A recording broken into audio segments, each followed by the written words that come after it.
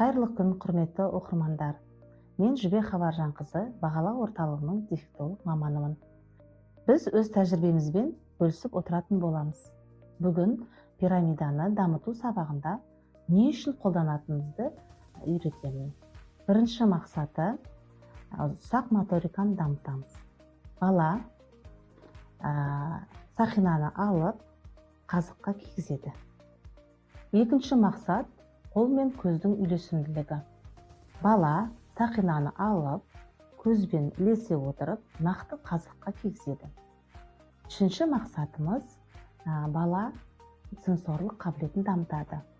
Сақинаны ала отырып, оның көлеміне, түсіне мән береді. Яғни қызыл, жасыл, сары, үлкен, орташа, кіші деген түсінікке мән береді.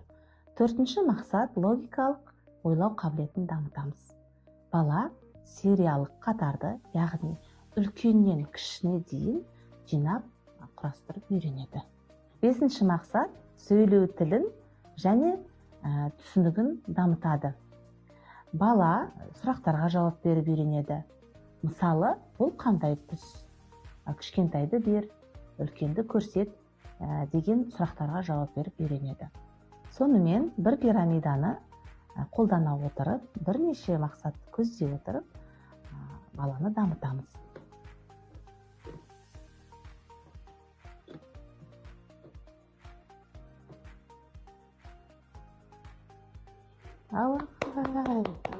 Әкел бесті, молодец.